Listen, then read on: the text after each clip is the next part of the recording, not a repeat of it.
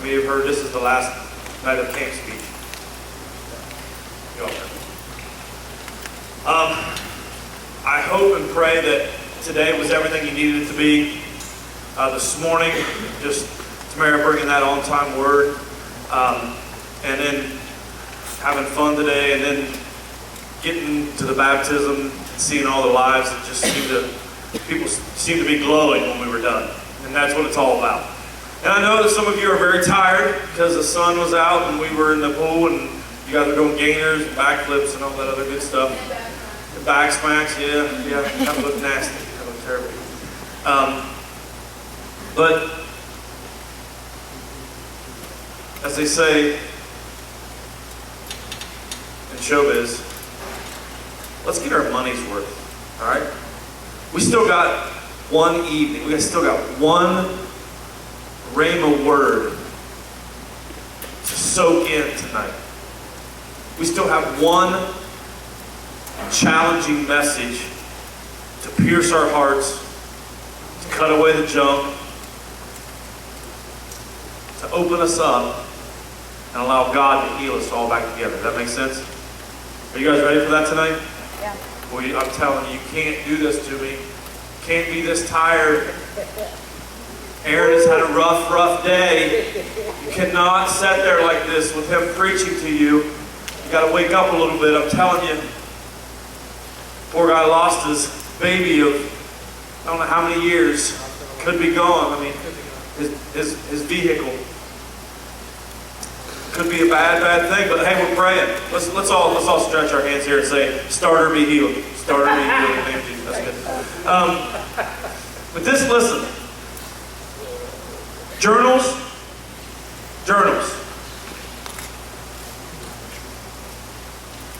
We gave them to you when you walked in. The very first thing that I wanted you to write in was goals. Remember that? Remember that? Now I want you to get that journal back out. And I want you to look at that sheet of the goals.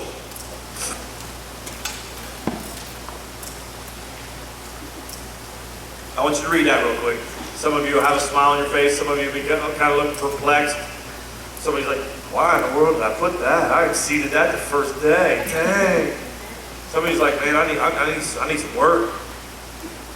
All right, that first thing, that first set of goals that you put down, you should have you probably have open space below it, okay? So what I want you to do is I want you to take those pens, and I believe that the goals that you wrote down for the camp, I am almost betting you that the goals that you wrote down, you have achieved. I mean, this is rhetorical. You don't have to raise your hand, shout, or anything. But read that and say to yourself, did I or did not achieve those goals? All right. Hopefully you achieved those goals. Now, the next step is we're going to write down the next goal.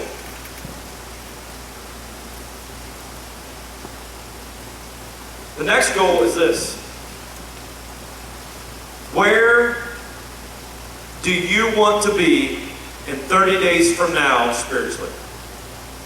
Where do I want to be 30 days from now spiritually? That is the question. What is your goal? What is your goal for 30 days from now? At the end of July,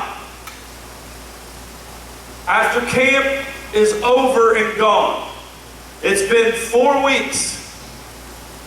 What have I done with the month after camp? I mean, we could go testimony after testimony after testimony of people that talk about the camp log. The few days after camp, the month after camp. It just doesn't seem the same. What is your goal for 30 days from now? Do you want to be at the same level you're at right now? Do you want to be a step above? Do you want to be further along? Do you want to be maximizing your potential in Christ? What do you want 30 days from now to look like? And when you ask yourself that question, there's got to be an answer to it. The answer is everything that you've learned the last 4 days, that is the answer. That's the equation that gets you to the 30 days beyond camp. Do you know what I'm saying? Do you understand that? All that stuff you wrote in between, all that stuff you wrote down Monday afternoon, Monday evening, all that stuff you wrote down Tuesday morning, Tuesday afternoon, Tuesday night, Wednesday morning, Wednesday afternoon, Thursday morning, Thursday afternoon, now Thursday tonight. Now, all those things that you have been writing down, all those little nuggets that you've been gaining, all those things that you've been using that journal for and running out of ink like this week, like I told you to, all those things, those will be the equation. Those will be the answer to the question, where will I be in 30 days? If you want to be at that position in 30 days that you wrote down as a goal, the only way to get there is to use the things that you got this week. Use what was given to you. Don't take in information and sit on it.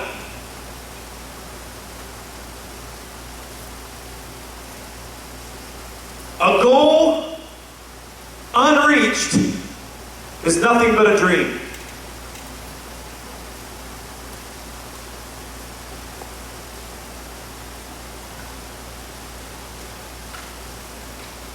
We need to make our dreams and our goals reality. In 30 days, in 30 days, 4 weeks from tonight, you will pull these journals out. Hopefully you have them out a bunch. But on that specific evening, I want you to pull them out. And I want you to answer the question, where will you be? Have you attained those goals? Have you set something out before you and walked it out? Or have you went back to the old you? Or has that roller coaster ride slowed way down?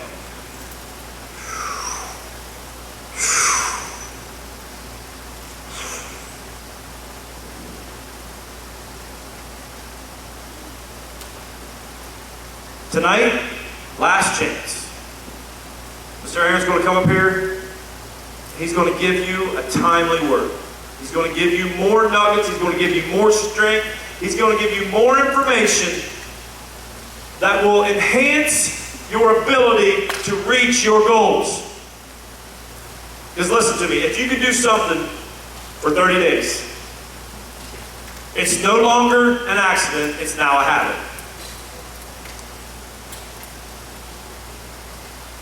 Repetitive. They actually say, what is it, 21 days? Is it 21? We're going to go a little further. This is Christ, so we go big. We're going 30. Okay? Where are you going to be? Back to the same old you?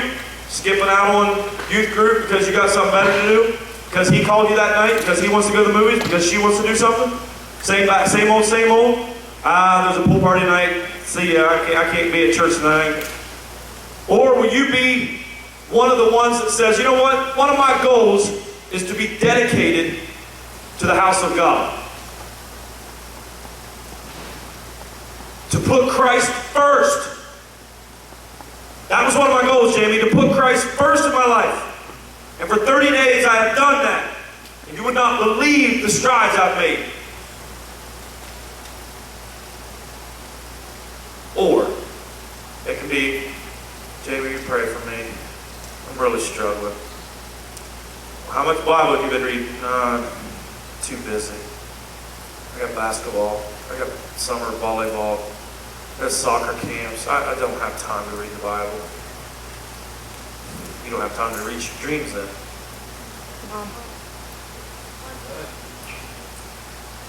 You don't have time to reach the goals that you set for yourself. I didn't set these. The beauty of this, Pastor, you know what the beauty of this is? I never wrote one goal in any of these journals. Not one. Nothing have I written in these. These are all their own personal goals. So you're not letting me down. You're not letting the person beside you down. You're letting yourself down. Why is there more people on this side than there is on that side? It's killing me. I might have to move this line over. Thank you, buddy. I'm telling you what. Oh, this is good. Okay, all right. Goals. We're going after them. We're going we get more information tonight, let's give it up one last time for Pastor Aaron Duvall. Let's give it up. Come on, wake up a little bit. Shake yourself. Shake yourself a little bit.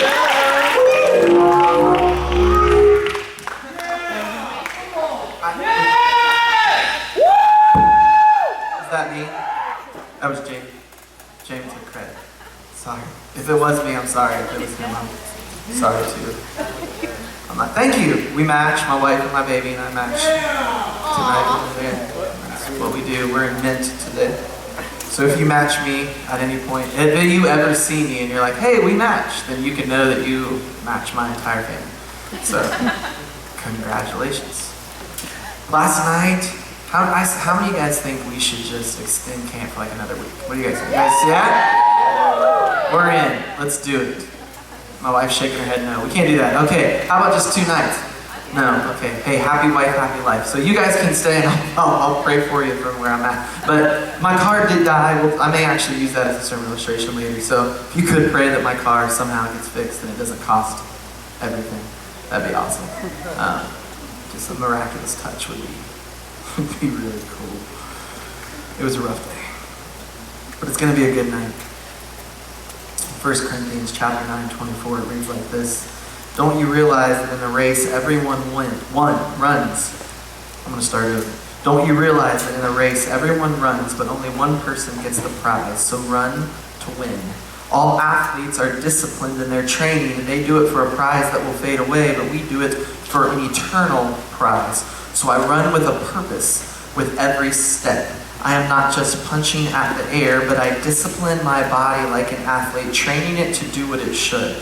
Otherwise, I fear that after preaching to others, I myself might be disqualified. Let's pray real quick. Lord, thank you so much for this week. Thank you in advance for what you're going to do tonight, Lord. I'm thankful for the word that Jamie just said, Lord. As I think about these students, I think about them leaving this place, God, my prayer is that you would be right there beside them, that they would recognize that, Lord, and they would start to discipline themselves, that they would start to find these things in life that draw them closer to you, that build them up, and move them forward. In your Son's precious and holy name I pray. Amen. So he says, don't you know that everyone runs the race? Everyone that's in the race runs it, but only one gets the prize. Basically what he's saying is, I want you guys to finish well. We in the Christian church, we get really excited about the idea of starting, right? We're sort of addicted to this idea of newness. Newness, not nudeness. I saw you guys looking weird. Newness, right? We're addicted to this idea of newness. We love new Christians. We love the energy they bring. We love the conversion stories. We love the testimonies, and we get really excited about that. And the problem is we don't always carry that through. Can you imagine with me for just a moment if at the Olympics, right? Everybody got on the line, and the Olympics are coming, right? You guys know that? How many of you guys knew the Olympics are this year? Where you guys been? Okay, the Olympics are this August. They're coming. They're going to be in Rio, Brazil, which means everyone's going to get sick from mosquito bites or die from the dirty water, but they're giving it a shot. We'll see how it goes. And so can you imagine, it's time for the Olympics and they're all down and they get in the stance and then they all raise up and the gun goes off and they all take like 3 steps and they just start high-fiving each other. Look at that! That was awesome! Gold medals for everybody! You started and I started and he started. We started so good! And they're patting each other, and the rest of us are watching TV like, what the crap's going on? Why? Let's keep running, that sometimes I feel like the way we treat the Christian life, we're so excited about the start, we're so excited about this new thing, we're so excited about everything that's going on and the testimony that it brings and the feelings that it gives us. And Paul says, listen, it's great that you want to run the race. He says, but everybody gets to run, right? Everybody gets a shot at it. He's like, if you're going to run the race, don't just run to be in it, run so you will win. When I was in 8th grade, I started running track. I started running track because I wanted to keep in shape for soccer that was coming that fall, and the coach was like, hey, you should come run. And I had never ran before. I didn't really understand track. And so he's like, hey, the first invitational meet, he's like, I want you to run the 800. And I was like, what's the 800? He's like, I was like, how do you run the 800? And this is how easy it is to coach track. This was all. He's like, here's what you do. Run hard, turn left. I was like, okay. He's like, and then do it again. And I was like, I like this track thing. This is really easy, you know? And so we get down. I'm gonna get loud. You have to turn me down. All right, and so I get on the line, and they get ready, and the gun goes off, and we all take off, and I'm running hard. I'm turning left, dude, and I am blowing these people away. All right, they are eating my dust, and I am like, this track thing is easy. I can be a pro, right? I'm gonna go have mosquito bites in Rio de Janeiro someday, right? That's what I'm thinking. So I'm running around the corner, dude, and then you cut in, and I cut in the middle, and everyone's behind me, dude, and I'm just taking off, and I go around the second turn, and I am flying, man. I'm just like, this is awesome. This feels so good.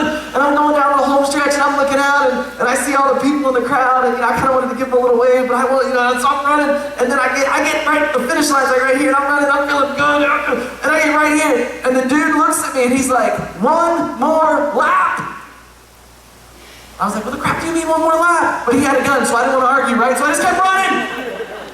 And so I'm still running, I'm running on the next turn, and now I'm starting to get a little tired, right? My lungs are starting to hurt, my legs are starting to feel weird, I keep going, I get around the first turn, and I'm like, okay, right, I can do anything for another minute, you know, you can take almost anything for a minute, right? And so I'm running, and I get on that first stretch, and I'm running, I'm like, man, my legs are starting to cramp up, and I'm starting to hurt, I've never done this before, and the first dude passes me, and I'm like, second place is not that bad. That's silver. Silver's good. About the time I said good, right, the next person passes me, and I'm like, you can still get bronze, right? Third place is awesome for your first time ever running. That's not that big of a deal. And we start to get on the stretch, and then the fourth place passes me, and then fifth, and sixth, and seventh, and then eighth. And I'm like, you know, eighth place is still on the podium. You know, you still got a point for the team. And then ninth, 10th, 11th, I finish. And I'm on the straightaway, and I just want to die. I want to die. I physically want to die. I'm tired. And 12, 13, 14, 16, I am in 16th place. And the only reason I was in 16th place is because there's only 8 lanes, and they put 2 in each. All right, if there was 23 people there, I would have been in 23rd place. I'm dying, and at this point, I just don't want to die, right?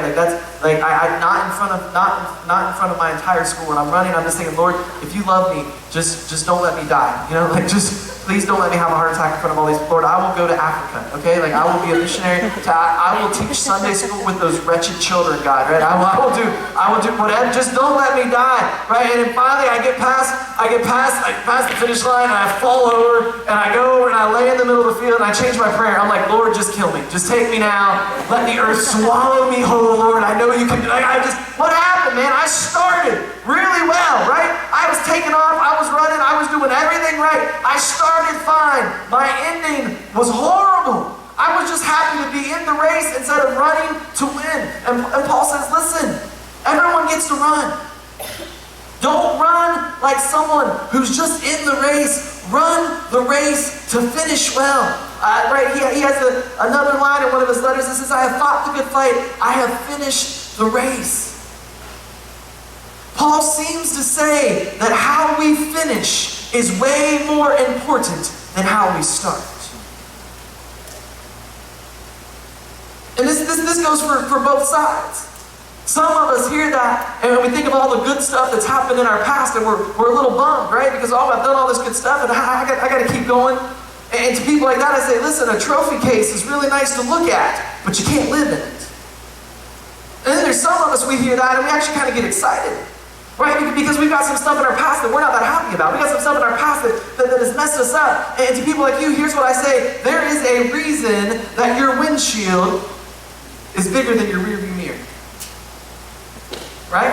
My dad measured it out. I think he said it was like 137 times. You can fit 137 rear view mirrors in the windshield or something to that effect. My dad's a numbers person. Literally, he's driving down the road with my mother. He heard me say it's bigger. He has my mom with a measuring tape measuring the windshield while he's driving. She's like, Joe, we're going to die. He's like, it'll be worth it. Just measure the stupid thing. My dad's OCD. Once he gets on the head, he has to do it, right? And so mom's measuring out. He texts me. He texts me on the phone. 137 times bigger. There you go. 137 times bigger.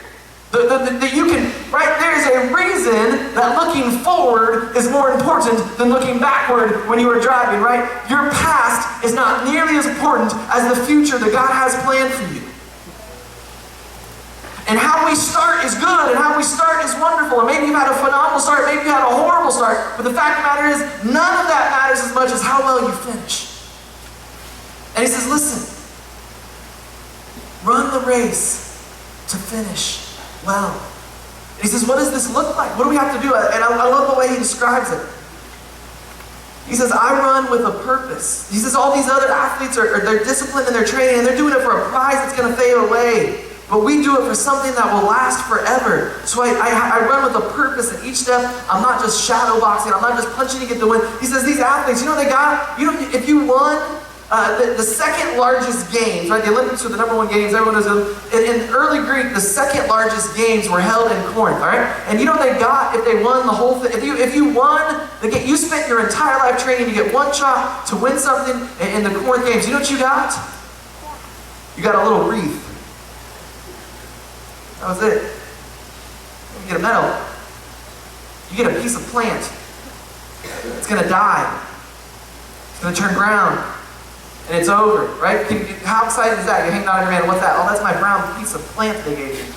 What did you do? I was the best runner in the Corinth Games. And that's all you got. That's all. You trained you trained everything. You gave up, you gave your family, you gave your friends, you gave your job. You trained every day, yeah, so you could get a piece of plant that's brown now, yes. That's all they got. And he says, but we are training for something that lasts forever. And how often, guys, how often do we put our time and our talents and our treasure? How often do we put our emotions? How much do we pay? Do we put into things that don't matter? That are never going to last? I have somewhere, I joked with you guys about writing a letter, somewhere in my house, probably in the attic, getting eaten by moths and other various rodents, is my old Letterman's jacket with all the little pins on it that I was really excited about. All the little medals that I won for track, or somewhere is an all-district trophy nobody knows what those things are. Most of them are plastic anyway, right? And they're going away. No one cares. Like I could come up to my congregation now and be like, hey, look, this is my trophy that I won, and they're gonna be like, you're a doofus. Nobody cares. That was like 20 years ago. Do you know how much time I put into training myself to do that? More than I care to imagine. I don't want to count it. And that stuff doesn't matter. Look, I mean, do you know how much money I spent on video games? Someone's like, dude, let's not talk about video games. It's not fair. Right? I mean, I don't want to know what I could do with that money now. I probably could fix my car. Yeah, that's probably what I could do. Probably could buy a new starter. Right? And I put all this money, right? All this time in the relationships that I tried to build back then, all the girls that I tried to hang out with, all that time, all that money, all those emotions, and the things that are not around anymore, things that are going to fade away, things that nobody cares about. And Paul says, how much more time, how much more effort, how much more of our talent and our treasure, how much more of our stuff should we pour into something that's going to last forever? Forever. Sandlot. Has anyone seen Sandlot? Bunch of fetuses. Go watch the Sandlot. Oh, yeah. Don't lie. You've never seen it. You're just trying to placate me. I know. Write Sandlot homework in your notebook. You're killing me, Smalls. Thank you. These are my people. Good job. No, I heard you. Good job. Okay, that's right. Forever. This stuff's going to last forever. Do you know how I think of it? Somebody once explained, one of my students, occasionally my students come up with good ideas. It's not very often, but it happens every once in a while. He said, man, what if let's pretend for a minute we have like a wooden altar right here. And he said, if you took a feather and you took that feather and you hit it against the altar, and you did that one day a year, every year, and you just that's all you did, just one hit, and you walk away, one day, every day, that's June 30th, every year you went and you just hit it one time. That's all you did. For the amount of time that it took the friction of that feather to cut through that wood. And you're at a fraction of how long forever. And we spend all of our time and all of our talent and all of our treasure, we spend all of our emotions on things that are gone like this. And he says these athletes, they train for something that's a little brown piece of plant to hang on their wall. He says, how much more should we be training? Something that's going to last forever. And he says every step has purpose. Because I'm not punching against the air. Basically he says I'm not doing nothing. When I was in college, we had this great idea that we were going to have a boxing fight club, right? Guys let's just be honest. we are idiots. Guys are idiots. We come up with stupid things to do. Most of them cause pain, right? That's just the way we are. We don't mean to do it. It's just a natural, and this is why women live longer than men. It's factual. The most dangerous thing you can be in the world is a single white male. It's true. It is more dangerous to be a single white male than it is to smoke a pack of cigarettes a day. Because we're stupid. And it's not until we become a non-single white male that our wives start telling us the stupid things we're doing and then we live longer. That's just the truth. That's fact. Look it up. White males, single, that have no intimate relationship, we do stupid stuff and we die. And so that's what we came up. So we were like, hey, what should we do? We're bored. We should punch each other. That's awesome. Does anyone have gloves? Yeah, I'll go buy some. So we bought gloves and we videotaped it. And so we started punching each other. This is what we did. And so I fought this one guy, and it wasn't fair because he's Canadian, they don't fight. And so it was really quick. And so then this next guy comes up, and his name was Paul. And Paul kind of seemed goofy. And he was like, hey, you want to fight? Everyone else fought. And I was like, yeah, I'll fight again. So I put on the gloves. And then Paul turns around, and Paul had taken off his shirt. And Paul, he was chiseled out of granite. He had these things. I've never seen them before. There was like 30 of them. Right? Later, I didn't know this. Paul was a rock climber. All right? I later on that year saw Paul climb a wall without using his legs. He literally would just swing with his arms and pull himself up. Right? And I saw him turn around, and I just thought, I'm going to die. I'm not going to make it. Right? And so somewhere, this is on video. We go a couple times, and he punches at me, and I move back, and my brain said, do a right cross, right? And so I tried to do a right cross. I don't actually know what happened next in my memory. I don't have a physical memory of what happened, but I did see the video, and it looked something like this. I started, and it went like this.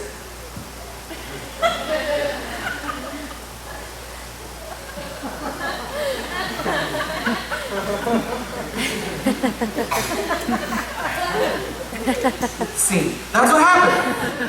I don't know what happened, but my understanding is he punched me really hard. I lost consciousness, but my brain kept firing the synapse that said, right cross, right cross, right cross, right cross. And I just kept punching. It did nothing. I was punching it, nothing. He was standing someplace over there watching me go. They thought I was dead. They were like, he's knocking on heaven's door right now. That's what he's, somebody coming, don't go to the light. Right? And I'm just punching. What did it do?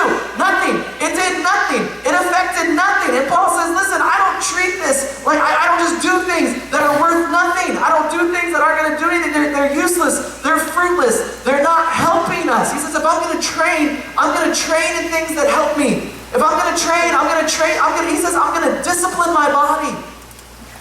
He says, I'm going to bring in these desires, right? Listen, there's nothing wrong with the physical. God gave us the physical. The physical is a good thing, right? Every morning when I get ready to leave the house, my wife comes over and she grabs me and she looks at me and I say, I love you, baby. And she loves me and then she gives me a kiss and I thank God for the physical. Every day that I sit down and I eat the McRib sandwich. Amen? Any McRib fans? These are the real Christians. Amen, right? That's fine. Don't eat the McRib. I don't pay more for the rest of us. That when I get to heaven, I just know that God's going to be like, here, Aaron, fat-free McRibs for everyone. The sauce and the ribs and the fake meat, right? Somebody posted on my wall. My students think it's funny to post stupid stuff on my wall. And they posted on my wall, and they were like, well, did you know that the McRib has the same ingredients as a yoga mat? And I was like, yoga is healthy.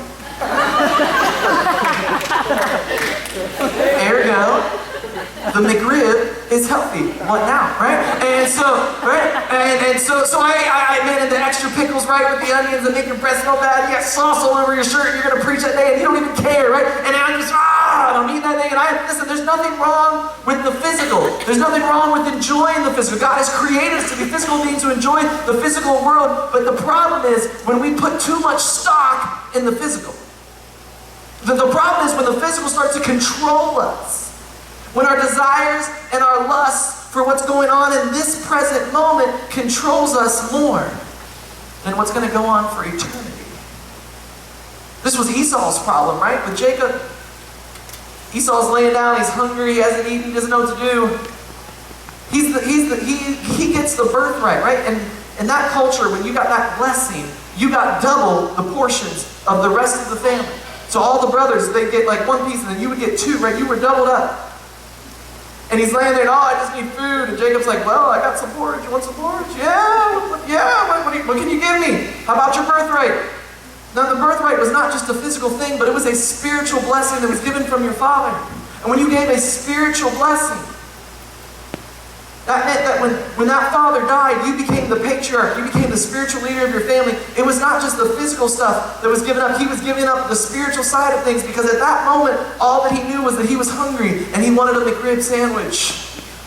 He's Jewish. I don't think they can have McRibs. There's probably no real pork in there anyway. You know what I'm talking about though, right?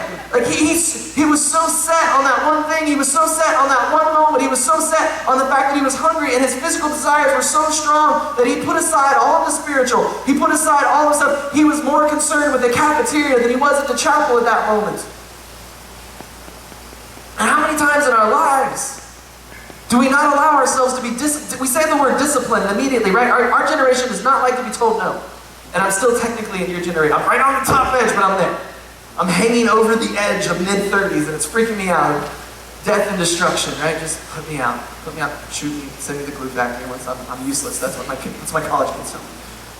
But we don't like to be told no. We don't like to be told we didn't do well, right? This is why we stopped taking score or T-ball. Who won? I don't know. How many times did they run around? I don't know. Just keep running. Some of them backwards.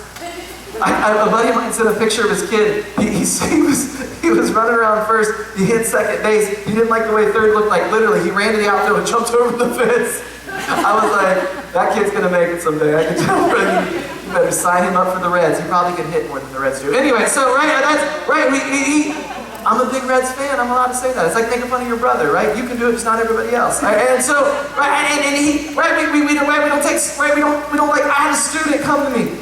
And he brought his paper, and he said, dude, I think something's wrong. I said, what's wrong? And he looked at his paper, it had a C on it. He's like, I have a C on my paper. And I was like, yeah, that's it. He's like, but I showed up to class.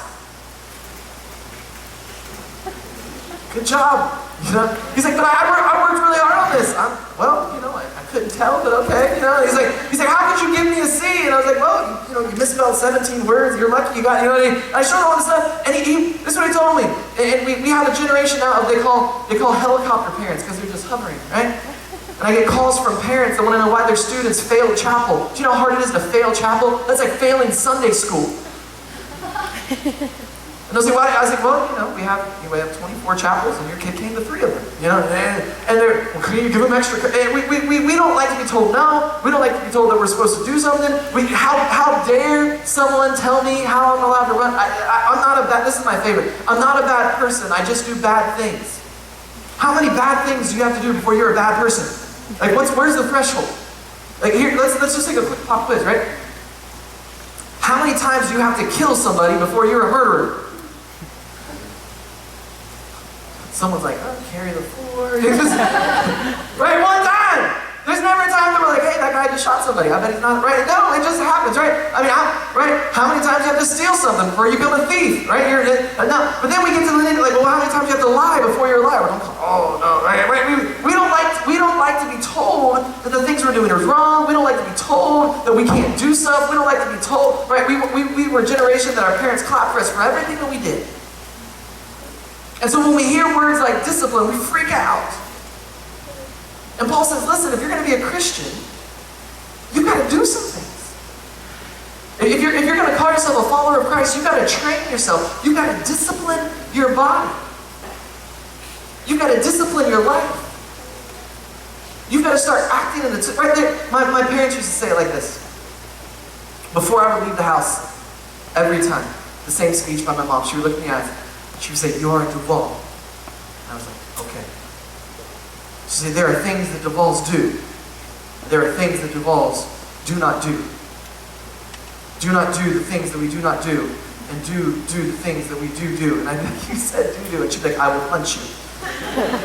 I don't think Duvalls do that. They do today. That was every time. You can ask my wife. My mom still says this to me. She said, my wife, we've been married for almost 6 years, right? And when we're ready to leave the house, we're going to when you come in here for camp, and she'd be like, Aaron, you are representing the family. and I'll be like, look at this point, Mom, I pretty much ruined your name. And there were things the Duvalls do, and there are things the Duvalls do not do. We learned this the biggest. We had this huge brown van. It was this massive old conversion van. It was these ones that had like the seats in the middle that spun around, right? And you could lay them back, and it had the little table in the middle that had it had curtains on the windows, which is sort of creepy, right? And it had the big tire and the round and the back, and then it had the thing you could crawl. The best thing in the world was July 4th, you could crawl it and sit on the top. This thing was massive. It probably got like 3 miles per gallon. But this van, everybody knew that was the Duvall van. And everyone knew around town, this is the Duvall van. This is where Duvalls go, this is what Duvalls do. And when we sold the van, what we didn't know is the dude that we sold the van to frequented adult bookstores. And my dad pastored the largest church in our small town.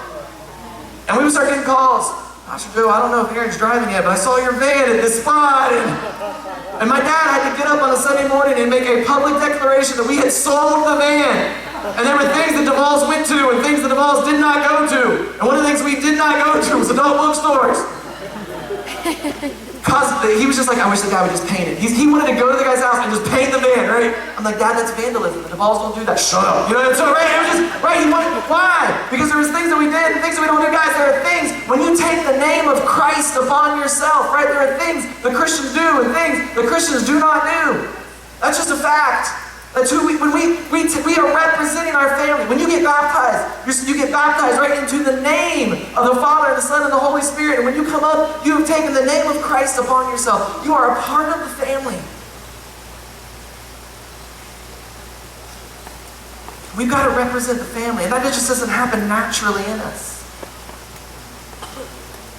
And what happens is, as Christians, as we get older, sometimes we get frustrated because we're not experiencing these things that we heard about from the preacher at camp or from a church, right? We keep hearing about the love and the peace and the joy. We hear about the holiness. We hear about the victory over sin. And we get frustrated because we're not experiencing those things.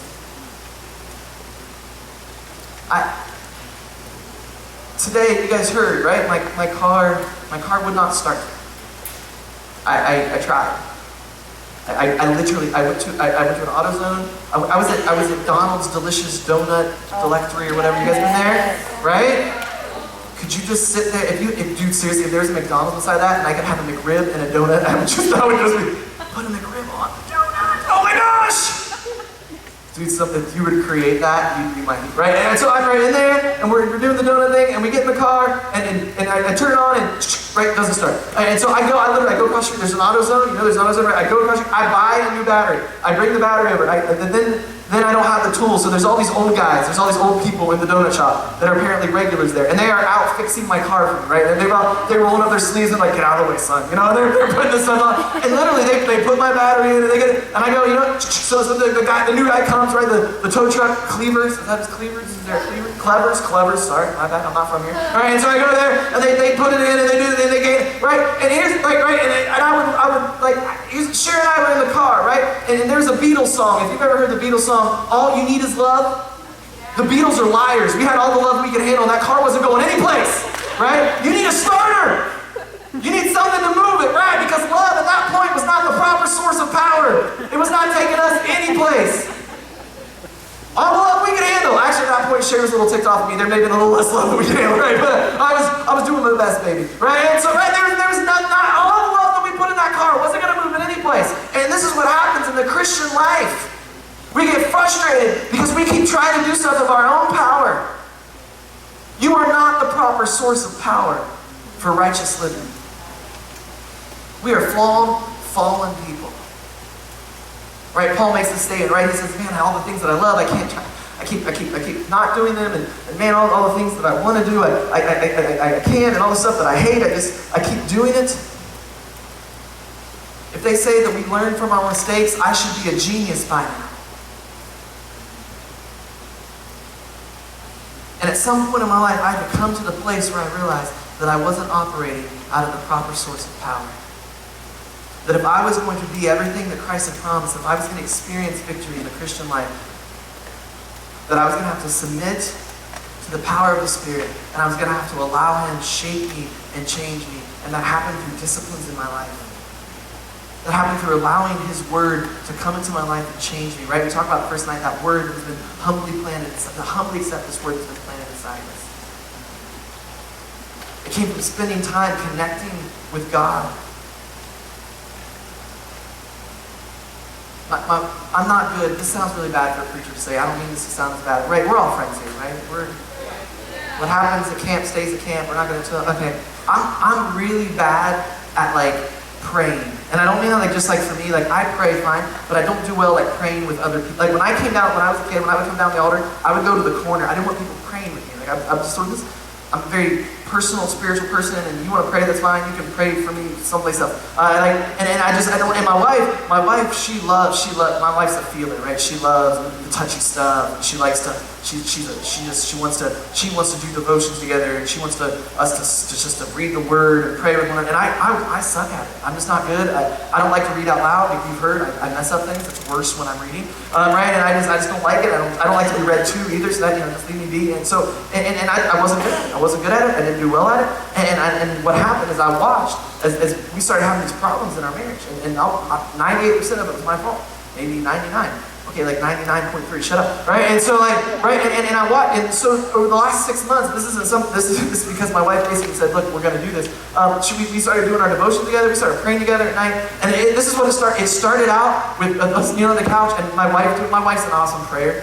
When she prays, you just do you know people that pray and it feels like the space between heaven and earth is just thinner? It's just, and they pray and you're just oh, I want to pray like that. And my wife prays and it comes from her heart, and she's she just starts oh, dear Jesus. And I'm oh, so good. Dear Jesus. I'm ready to have things.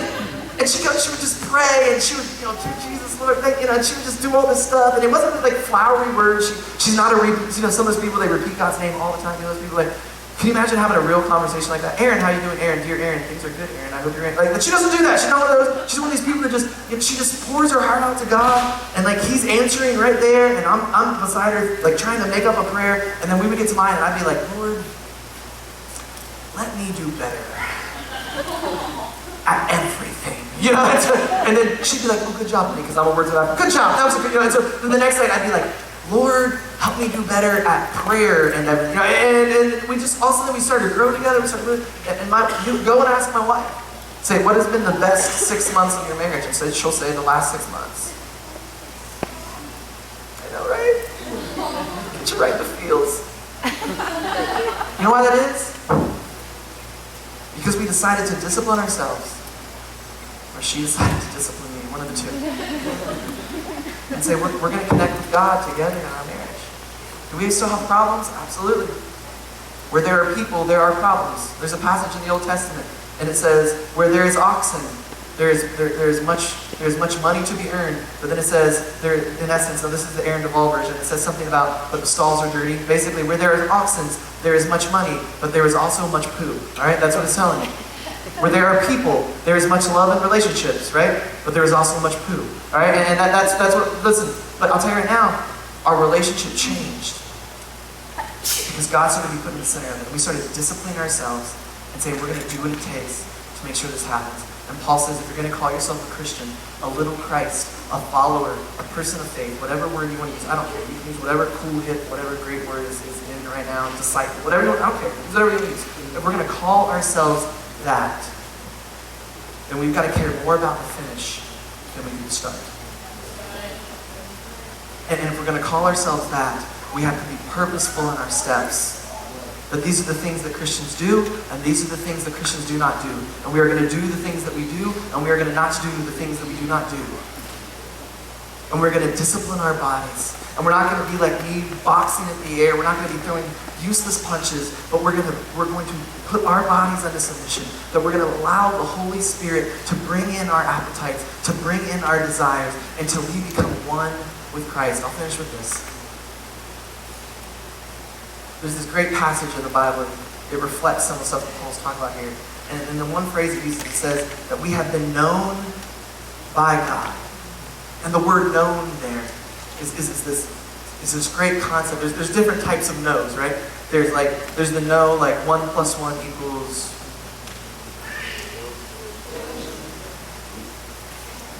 do we not have math in Duncan Falls? Okay, let's try. Okay, we're trying again. They're like, well, sort of, not till 8th grade. Okay, let's try it again. All right. 1 plus 1 equals. Okay, right? We know that. We just intrinsically know it, right? I know Connor, right? I know Connor. I follow him on the Instagram that the kids are on, right? And so, right, I know him sort of. I mean, like we know each other. We're friends. His dad, I know a little better. He's my hero. I love him. Someday I want to be like him, right? And so, yeah, everyone's like, me too, right? And so, right, I know. But so there's that no. So there's a no. It's just an intellectual knowledge. There's a no, like I know this person. But then there's a no that happens in marriage. It says that they knew them, that he knew his wife, and there's this idea, it's this tied togetherness, that they become one, right? It says that they become one flesh, they become one mind, right? There's this weddedness together, and that's the knowledge that it talks about, that they know, and this is why divorce is such a big deal, right? Because when you're wedded to someone, when you're tied to someone, when if you were to leave that person, like pieces of you would be left there, right? And that ripping apart is painful. And when I was a kid, we did these model rockets. Do they still do model rockets in school? Some of them, the crazy ones, right? We did them in like 5th grade. They gave 5th graders like these little quarter sticks of dynamite, right? And they would do, we would put them in a model rocket and shoot them up in the air, right? And so we did these things, and we were working on them at home. You had to bring it done. So I'm working on it at home, and I'm gluing everything together. And when I got done, I realized that I had super glued my hand to my hand. Like it was just stuck. And I called my dad, I'm like, Dad, we need to do something. He's like, okay, no problem. So we did warm water, we did mineral oil, we did mineral spirits, we did gasoline, anything, and nothing was, and he's like, he grabs my hand, he said, Aaron, I need you to hold your hand like this. It's okay, so I'm gonna hold your hand here. I said, okay. He said, Aaron, you know I love you. Yes. He's like, you know that I would never do anything to intentionally hurt you. I said, yes. He said, unless I had to. I said, I want Mom. He's like, listen, on the count of 3, I'm gonna need you to pull as hard as you can, and I'm gonna pull the other way. I said, okay. 1, 2, and on 2, that jerk pulls his hand as hard as he can. And my fingers ripped apart. And I hit a pitch that was unknown to man before that point. Dogs started running around our house, and garage doors were flapping over all over the neighborhood. And I'm crying like a little girl. People are calling like, hey, we heard a little girl screaming in the bathroom. No, that was my son. Oh, you should get that checked out. And I looked at my hand, it had ripped apart, and pieces of my thumb were left on my fingers, right? And pieces of my fingers were left on my thumb because they were so knit together, they were so wet together, they were so tied together that when they were ripped apart, it hurt me, it hurt my dad, but not nearly as much as it hurt me, right? And that's the word no here. It says that we are so knit together in a marriage, so tightly wound together, that if anything were to split apart, that if anything were to be ripped apart, that there would be pieces of you left on them and pieces of them left on you, and it would be damaged, they would hurt, and this gap would never be fully filled. That's the same language that's used when it says that we know God and we are known by God. That we start to, right, that we are so wedded together with God that if we were to be ripped apart, there would be pieces of us left on Him and pieces of Him left on us, and the gap that would be there, the pain that would be there, right? And eventually we start to look like Him, we start to love like Him, we start to live like Him. This is what happens in marriages, right? Eventually you start to look like one another, right? If you're in a relationship right now, look at Him. Is that what you want to look like? I mean, don't tell Him now, but if not, get out, there's still time, right? And this is what you start to finish each other's sentences, or as Frozen says, sandwiches, right? And all this stuff, right? You are wedded together, and you start to look and live and love and act like that person. And Paul says that's the way we can be with God.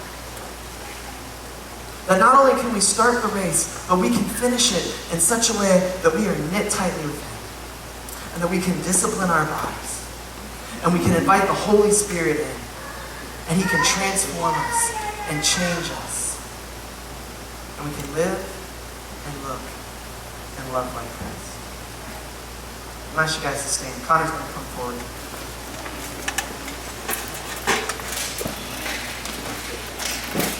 Last nights have a tendency to be emotional cry fests at camp. Everyone's tired. There's stuffed food in your face, they deprive you of sleep. It's a little bit like being in a prison, right? It's just, they're trying to break you down mentally so that anything I say on stage today just sounds good. Here's what I'm going to ask you. With everyone's head down and eyes closed, I'm not looking for an emotional response to it.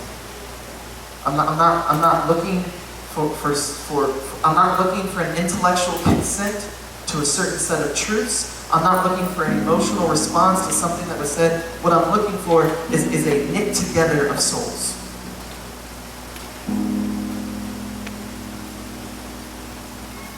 That we would say, okay, we started the race and that's great, but we want to finish well.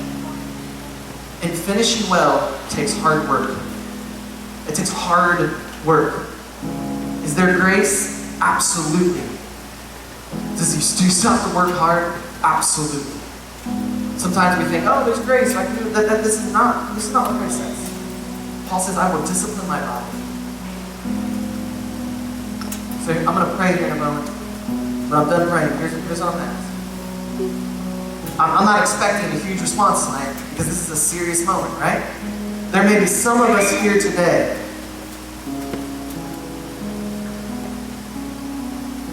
that you're saying, I get it. I want to finish one. Those goals that you wrote down, I want to see them happen. And I know that I can't do it on my own power. And I know that I can't do it in my own strength. And I know that if I do, I'm just going to be frustrated. I'm going to be like your car. And you're just going to get mad. What I desire is something more than that. And I know that it's going to take some hard work. I know it's going to take some dedication to eat into the Word. I know that it's going to take a responsibility of connecting to God through prayer. I know that it's going to take me showing up when I'm supposed to show up. I know God, that putting myself under these avenues of grace that God's given me, I get that. And I'm serious. I'm not down here because my friend's down here. I'm not down here because I think it makes me feel better. I'm not down here because I'm down here because I'm serious about my faith. And I want to see my life changed. And I want to see my road changed. And I want to finish well. And I know I can't do that without the power of the Holy Spirit. If that's you today, when I say amen, I just want you to come here. I don't want a bunch of other people praying around each other yet. We'll do that at the end if somebody else wants to. Just for this first moment, this isn't a mass. There are specific individuals that right now God is moving in your soul. God is moving inside of you. You feel His presence, and you're saying, "I want to finish well. And I know it's going to take work, and I'm willing to do it. And I know it's going to take submission to the Spirit, and I'm willing to do it. And I know it's going to take a lot of time, but I'm going to invest." Because forever is more important to me than what's going on right now. That's you today. When I say amen, I should just come and kneel and do some time with God talking about what does that look like in your life. Lord, I'm thankful for this group of students. I'm thankful that they set aside a week of their time just to come and commune with you, to come and to seek you out. Lord, you're calling people right here, right now today. Calling them to live lives that are bigger than what they've been living. You're calling them to live lives that are better than what they have been living. You're calling them to lives that are more powerful, that are more fulfilling, that are more satisfying than anything that they've ever experienced before. You're calling them to come and submit to your Spirit, knowing that they can't do it on their own. You're calling them to come and encounter you, Lord, whether it's through study, whether it's through prayer, whether it's through worship, whether it's through outreach. You are calling them to engage with you, to be a light in the darkness. And it's hard, and sometimes it's scary, and sometimes it's tiring. But we want to finish well. There are some here today that the desire to finish well is burning inside of you. And right now they're preparing to come down and do some work with you. To ask you for guidance. To ask you for strength. To ask you for perseverance, to ask you for wisdom, to ask you for passion. You're the giver of all good things. Any good that comes from us comes from you. Lord, right now I just pray that you would answer me, that you would be clear, that you would be direct, that they would seek you out with everything they have. In your Son's name I pray.